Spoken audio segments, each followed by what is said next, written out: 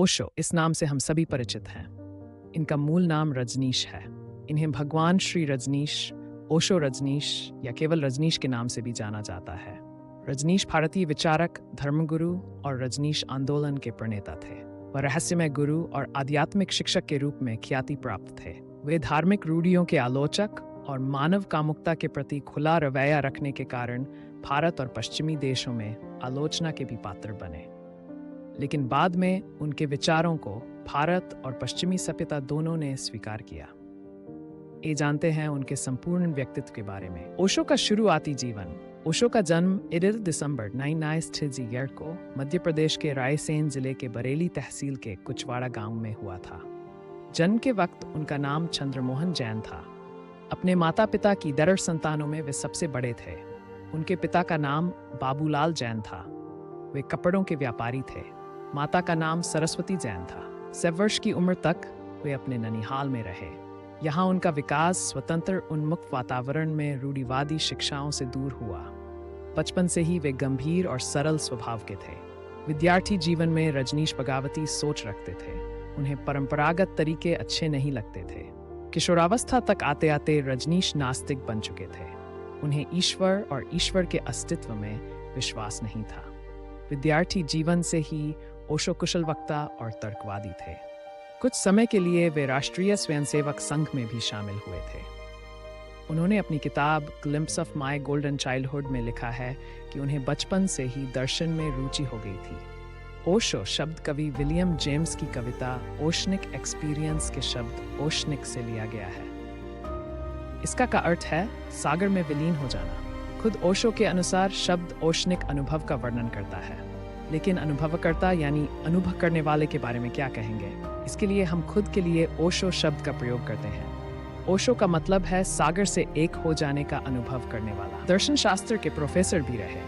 ओशो ने 1956 में सागर विश्वविद्यालय से दर्शन शास्त्र में MA किया था। 1957 में रजनीश दर्शन शास्त्र के प्रोफेसर के तौर पर रायपुर विश्वविद्यालय में नियुक्त हुए थे। लेकिन गैर परंपरागत सोच और जीवन यापन के उनके तरीकों को युवा छात्रों के लिए घातक मानते हुए कुलपति ने उनका ट्रांसफर जबलपुर विश्वविद्यालय में करा दिया था। साल 1967 से 1966 तक जबलपुर विश्वविद्यालय में वो दर्शन शास्त्र के प्रोफेसर रहे। इस दौरान उन्होंने पूरे देश का दौरा किया और अलग अलग धर्म और विचारधारा पर देश भर में प्रवचन देना शुरू किया। वह लोगों को अपना खुद का दर्शन समझाने लगे थे। वह 10-10 दिन का ध्यान शिविर भी आयोजित करते थे। जल्दी ही उन्हें आम समाज में आचार्य रजनीश के तौर पर पहचाना जाने लगा। यंग 60s में नौकरी छोड़कर उन्होंने नवसन्यास आंदोलन की शुरुआत की। वह 80 से 25,000 लोगों को एक साथ संबोधित करते थे। बड़े शहरों में उन्हें सुनने के लिए बड़ी भारी मात्रा में भीड़ इकट्ठा होती थी। इसके बाद उन्होंने खुद को ओशो कहना शुरू कर दिया। पुणे में आश्रम की स्थापना साल 1969 में वे कुछ समय के लिए मुंबई रुके और अपने अनुयायियों को नव संन्यास की शिक्षा दी और एक आध्यात्मिक मार्गदर्शक की तरह कार्य प्रारंभ किया। यहीं से एक महिला लक्ष्मी कुर्वा, जो बाद में मां योगा लक्ष्मी बन गई थी। 1974 में रजनीश पुणे आ गए और यहाँ उन्होंने कोरेगांव पार्क इलाके में भव्य आश्रम की स्थापना की, जिसके बाद उनके अनुयायियों में विदेशियों की संख्या बढ़ने लगी। इस आश्रम को आज ओशो इंटरनेशनल मेडिटेशन रिजॉर्ट के नाम से जाना जाता है। अमेरिका प्रवास और रजनीशपुरम की स्थापना तत्कालीन जनता पार्टी के साथ मतभेदों और शारीरिक अस्वस्थता के चलते ओशो 1980 में अमेरिका चले गए थे। स्वस्थ होने के बाद 1981 में वहां उन्होंने ओरेगॉन संयुक्त राज्य की वास्को काउंटी में रजनीशपुरम की स्थापना की, जो 64,000 एकड़ में फैला था। ये भूमि $60 लाख में खरीदी गई थी। यहाँ रजनीश मंदिर का शानदार सभागृह बनाया गया था, जिसमें 25,000 लोगों के एक साथ बैठने की व्यवस्था थी। इसके अलावा रजनीशपुरम में सुख सुविधाओं से लैस होटल, जैन उद्यान, अपनी पुलिस, अपना न्यायालय और अपना अस्पताल भी था। यहाँ शॉपिंग मॉल और हवाई अड्डा भी बनाया गया था। यहाँ उनके अनुयायी खेती भी करते थे। इस बंजर जगह को उनके अनुयायियों ने एक पूरे सुख सुविधाओं से लैस शहर में तब्दील कर दिया था। यहाँ करीब 70,000 लोग रह रहे थे। उनके शिष्यों ने इस आश्रम को रजनीशपुरम नाम से शहर के तौर पर रजिस्टर्ड कराना चाहा था। इसलिए उनके अनुयायियों में विदेशी धनी और ग्लैमरस जीवन जीने वाले लोग शामिल थे।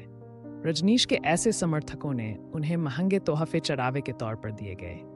उनके पास दुनिया की सबसे महंगी कारों में से एक कही जाने वाली रॉल्स रॉयस की संख्या भी 90 थी। हालांकि वे ज्यादातर किसी एक कार में ही सफर किया करते थे। जब वह कार से सफर कर रहे होते तो उनके पीछे पूरी लंबी पंक्ति बाकी की रॉल्स रॉयस कारें चल रही होती थीं। रजनीश को इस पर खास गर्व था। वे कहते थे कि उनके भक्त चाहते हैं कि उनके पास 300 पेस्ट रॉल्स रॉयस कारें हों और वह हर दिन अलग अलग कार में बैठे। इससे उनके भक्तों को सुख मिलता है और वह उनका सुख नहीं छीनना चाहते। वे महंगी घड़ियों, डिजाइनर कपड़ों, लग्जरी लाइफ और रॉल्स रॉयस कारों की वजह से वह हमेशा चर्चा में रहे। उस समय के सुपरस्टार विनोद खन्ना और परवीन बाबी उनके भक्तों में से एक थे। सुपरस्टार विनोद खन्ना ने अपने जीवन के महत्वपूर्ण 4 साल सन्यासी बन उनके ओरेगॉन स्थित आश्रम में माली का कार्य करते हुए और लोगों के जूठे बर्तन धोते हुए बिताया था। संभोग से समाधि की ओर ओशो ने कहानी, कविता और पत्रों के अलावा कभी कुछ भी नहीं लिखा। उन्होंने अपना सारा ज्ञान रिकॉर्ड करवाया था। जो किताबें बाजार में उपलब्ध हैं वह उनके रिकॉर्डिंग ऑडियो के आधार पर लिखी गई हैं। वे पारंपरिक संतों की तरह नहीं थे। वे धार्मिक कर्मकांड या व्रत पूजा नहीं करवाते थे, ना ही कोई चूर्ण बेच रहे थे। वे उन विषयों पर बोल रहे थे जिन पर पहले कभी किसी ने नहीं बोला था। वह कहते थे, जीवन ही है प्रभु और ना खोजना इसे कहीं। वह सन्यासी उसे कहते थे जो धर्म और धार्मिक भावनाओं से ना जुड़ा हो। धर्म मनुष्य के यौन भावनाओं के दमन की कोशिश करता है। यौन भावना पाप पूर्ण घिनौना कार्य नहीं है। ओशो के अनुसार इस संसार में मनुष्य को समाधि का पहला अनुभव सेक्स से ही प्राप्त हुआ है। ऐसे में उनके आश्रम में सेक्स करने या ना करने की कोई बाध्यता नहीं थी, बल्कि जो नया सदस्य आता था उसका HIV टेस्ट अनिवार्य था। उनके शिष्य अपने पार्टनर अपनी इच्छा अनुसार बदल सकते। संभोग से समाधि की ओर पुस्तक के पब्लिश होने के बाद लोगों के बीच वे सेक्स गुरु के नाम से भी जाने लगे। ओशो ने अपनी इस पुस्तक में सेक्स को एक अनिवार्य कृत्य बताया है।